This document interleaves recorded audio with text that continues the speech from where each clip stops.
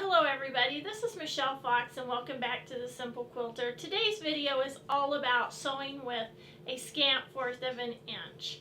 Now I'm going to first talk about why it's important to sew with a scant 1/4 of an inch. I'm going to show you my setup on my sewing machine that I use to help me sew and maintain a scant 1/4 of an inch. I'm also going to show you how to test to make sure you are sewing with a scant 1/4 of an inch, and I'm going to show you 6 different products you can use to help you get that scant 1/4 of an inch while piecing. And if you watch to the very end, I'm going to give you a fun tip about using a scant 1/4 of an inch. Now the quilt behind me is just an antique quilt I bought. I don't have any information on it. I'm going to step aside so you can see this beautiful quilt.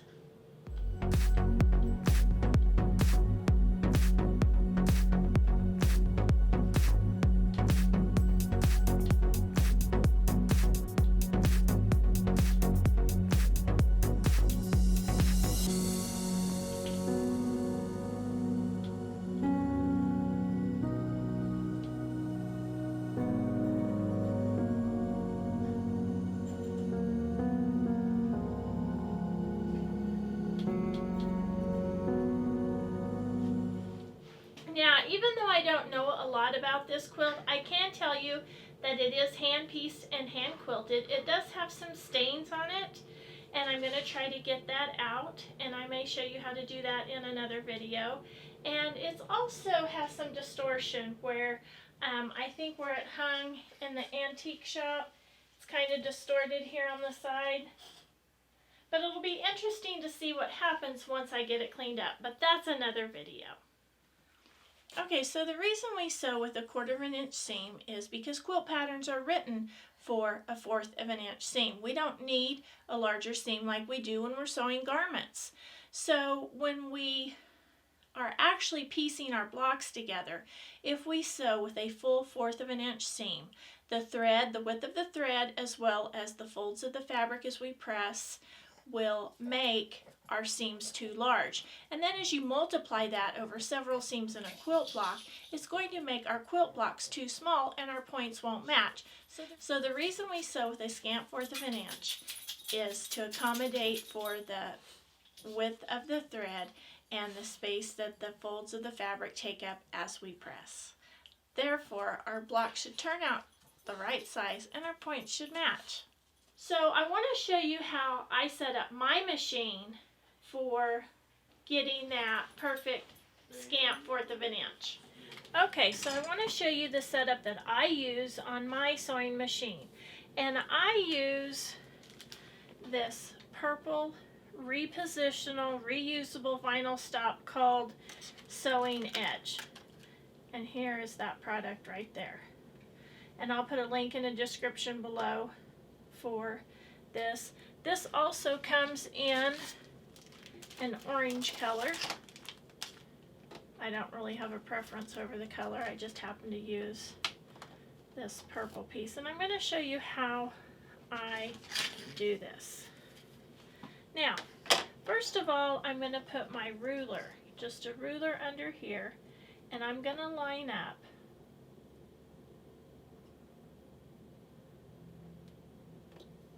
the ruler here. I don't know if you can see that, but I'm going to carefully pull my needle down till it's just on the other side of that 1/4 of an inch line right there. Then I'm going to take my vinyl stop and I'm just going to place it right up against the ruler there. So let me show you here. So it's just right up against the ruler, and as you can see, it's just right on the inside of that 1/4 of an inch. Alright, now I'm going to show you how to test this. And when I put this on, I'm careful not to put it across this line right here so that if I have to remove this, I don't have to reposition this each and every time. Right? So to test my scant 1/4 of an inch, I'm going to sew these 3 pieces of fabric together. These strips are cut at 2 inches, so when I sew them all together and press them, this piece should measure 1.5 inches. So I'm just going to get these sewn together.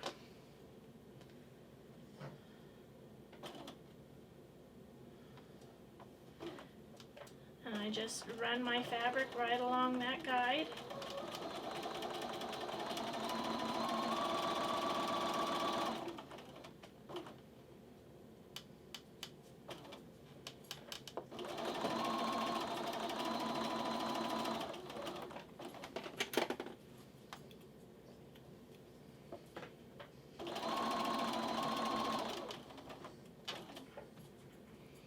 And I do like to use high contrast fabric so that I can easily measure that inner piece when I'm finished.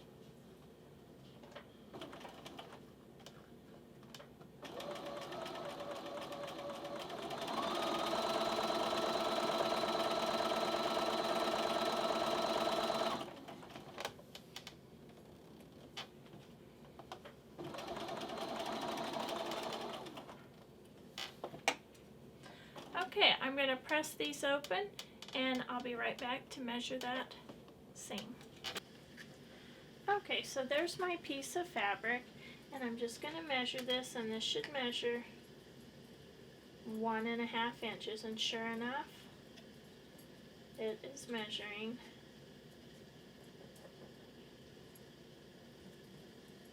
1.5. There we go, 1.5 inches. And that's how you test for your scant 1/4 of an inch seam. Now it's important to do this test whenever you have to reposition your vinyl or you have to make any type of changes in your setup.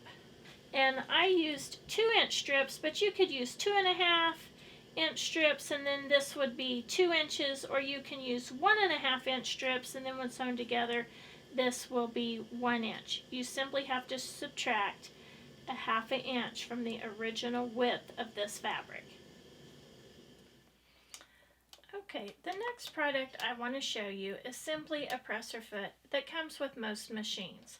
This is simply a patchwork presser foot, and let me show you how that works. You just slip that on, and then when you are sewing, you are going to sew with the fabric right up against that seam, that edge right there. Now, my problem with this is then that this is a 1/4 of an inch, and it's not a scant 1/4 of an inch. So when I sewed with this, my seams were always too big. Now, one thing you can do is you can move your needle over 1 to 2 positions.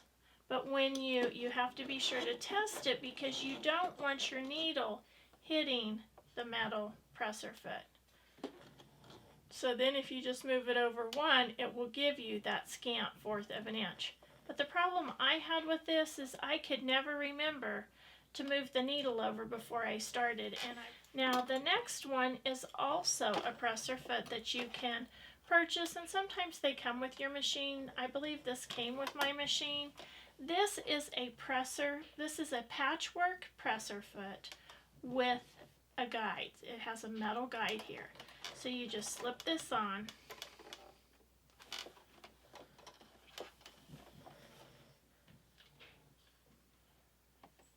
And you just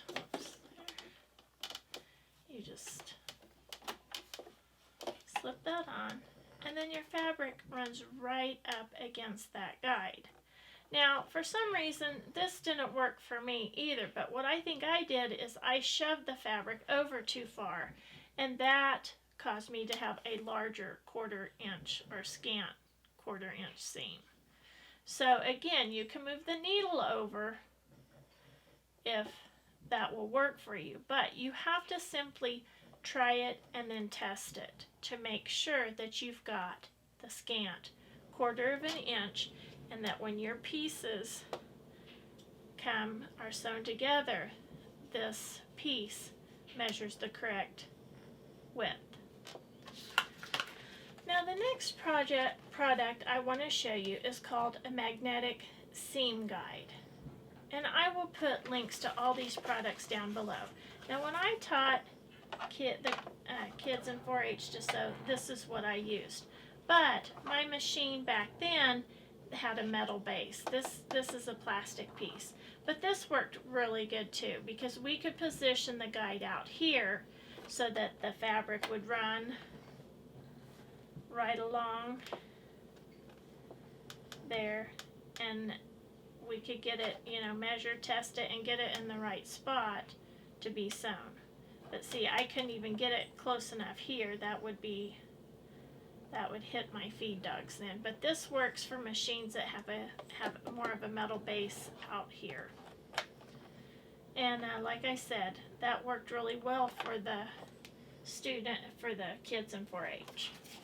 Okay, so the next thing I wanted to show you is, this is called Cluck Sew Diagonal Seam Tape. Just going to cut a piece off to work with. And what we're going to do is we are going to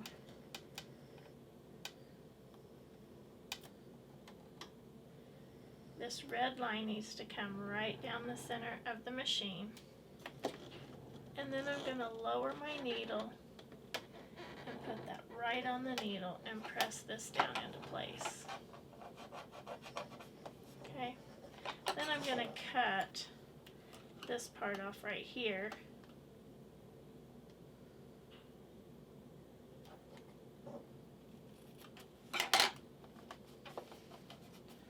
Just so that that's not going to interfere with my feed dogs. And then what you do when you use this is you just run the fabric right along this black line. I want to be sure you understand that any of these may work for you. So try the ones that you have access to, or if there's something you want to purchase to try, do that. Okay, the next one I want to show you is one that I used for a very, very long time. And that is just using blue painter's tape. I used this for years until I discovered that repositional tape with a vinyl, that creates kind of a vinyl stop. Put your needle down just inside the line. And I'm just going to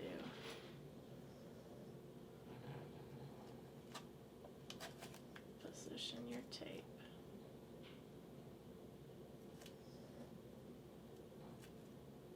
Right there, the line.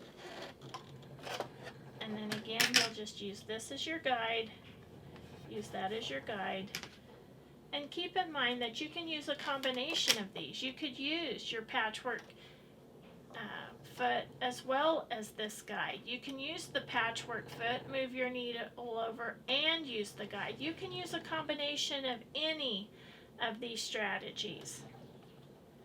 Now the bonus tip that I wanted to show you is making your own seam guide. Now when my presser foot when everything was set up and my test came out positive, what I did is I just took a piece of cardstock. This is just cardstock. I removed the thread and I ran this down there and marked that edge. So all I have to do is I just put the needle down into one of the holes. I line this up.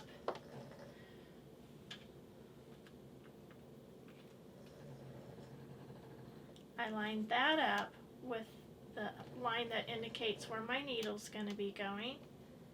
I hold that right there.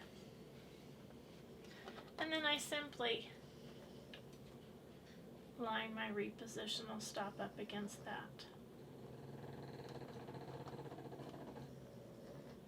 I hope these tips help you sew a more accurate scant 1/4 of an inch seam. If you've enjoyed today's video, please hit the like button, subscribe if you haven't, share with a friend, and as always, be sure to leave a comment below. I love to get the comments and I try to reply to each and every one. So until next time, have fun quilting.